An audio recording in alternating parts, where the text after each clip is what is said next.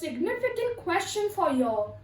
Are you one of those who always wins from year to year as a way of happiness, but always ends up using, "Oh, I was so happy after seeing my friend"? Or are you one of those who always say, "Oh, this thing is quite common in market"? Well then, if you want to brighten up your conversation, then stay tuned with me. My name is Ayushman, and today we are going to look at some of the phrases that will help you brighten up your conversation and to make your conversations even more swanky than they were. So what are we waiting for? Let's quickly get started.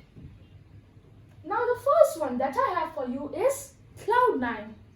Now imagine that you are sitting on the top of the cloud and the aerial view of the city from there is staggering. So what do you think? You will feel jovial or gloomy? Precisely, you will feel jovial. Similarly, this phrase over here also means that when you are feeling jovial. And ding ding dong, if you want to know the meaning of the word jovial that I used over here, then you can sure have a look at my previous video, which was related to how to enhance your vocabulary skills in just 5 minutes. So please have a look at that video after having a look at this video. Coming back to the topic, now let's have a look at an example for the phrase cloud nine. I was soaring on cloud nine when I achieved success with my diligent efforts, which means that I was flying on cloud nine when I achieved success with my hard efforts. So that's how you can use this phrase cloud nine. So let's have a look at the next one. Elephant in the room.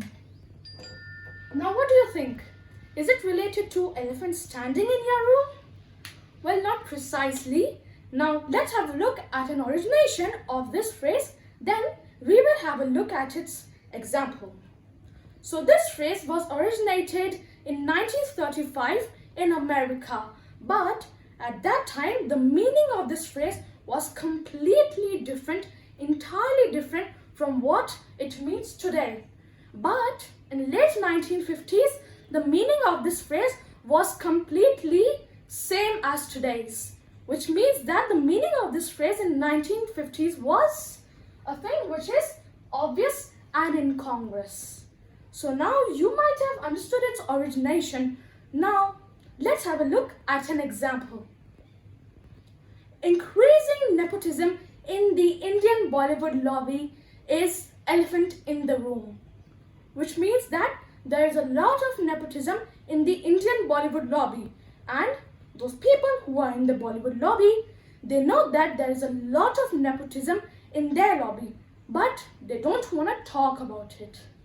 So let's have a look at another example. Increasing bank scams in India is politicians' elephant in the room, which means that there are a lot of bank scams happening in India, but the politicians, well, they know that there are a lot of bank scams happening, but they don't want to talk about it.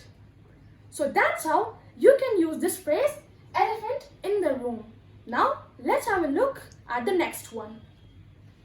Tongue in cheek. So now, tongue-in-cheek over here means when you are saying something in a manner of joke, but you are appearing to be serious. So now, let's have a look at a physical meaning of tongue-in-cheek.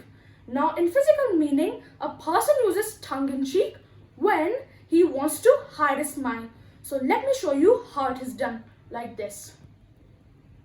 So that's when the physical type of tongue-in-cheek is used.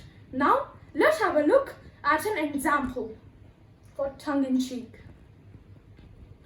The latest movie I watched was tongue-in-cheek about how media sometimes tends to overhype certain news situations, which means that the latest movie I watched was so much funny about how media sometimes exaggerates certain news situations, which means that they make those news situations so big statements that a person does not forget that statement for a long period of time.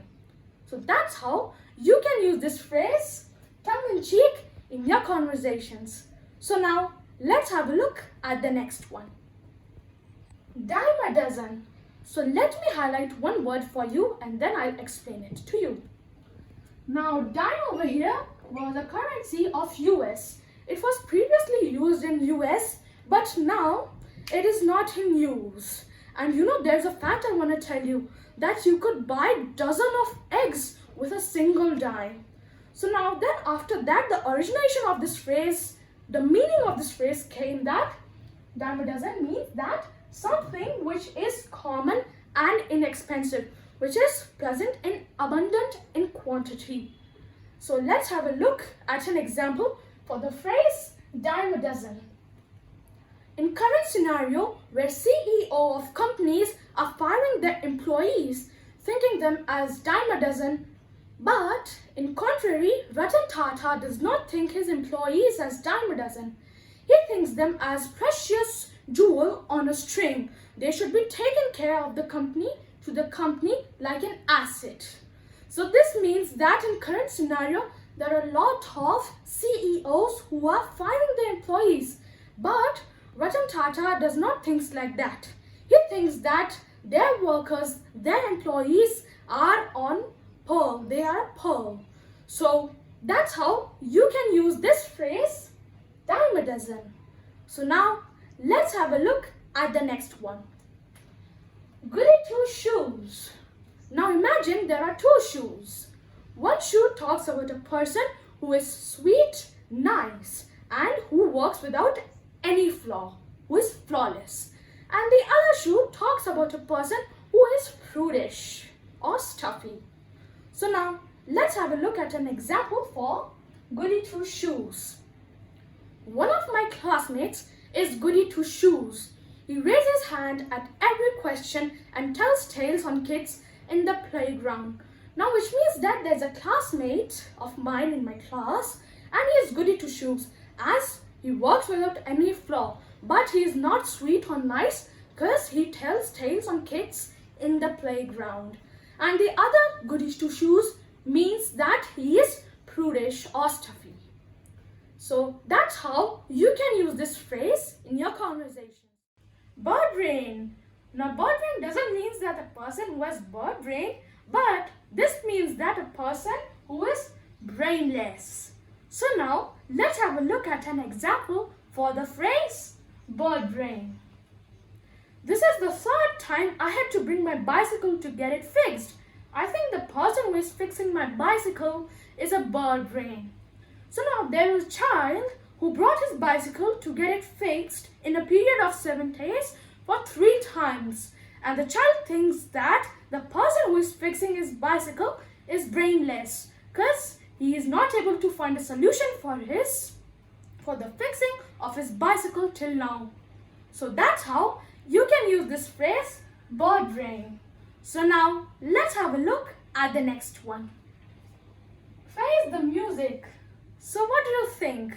It means that you'll face the music? No, not exactly. Now I will highlight 2 words over here so that you can understand it more clearly. Face and music. Face means to accept, you accept, and music over here means unpleasant consequences. So in turn, the meaning of this phrase is when you are accepting the unpleasant consequences of your actions. So now let's have a look at an example for the phrase face the music. Every man has to face the karma on this earth. So now this means that whatever deed the people do, well, they'll be repaid on the earth, not in heaven, not in hell. So that's how you can use this phrase. And now let's have a look at the next and the last one on the list today. Hard nut to crack. Now hard over here means a problematic situation, and the word crack over here means a solution or a resolution. So in turn, the meaning of this phrase is a problematic situation which is tedious, which means difficult to understand, crack or deal with. So now let's have a look at an example for this phrase. So now there are 2 football teams. they are competing, and one football team's defense mechanism is so heavy that the other football team is not able to find a solution, a resolution for it.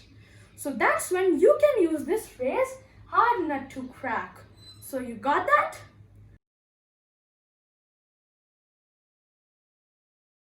Radical.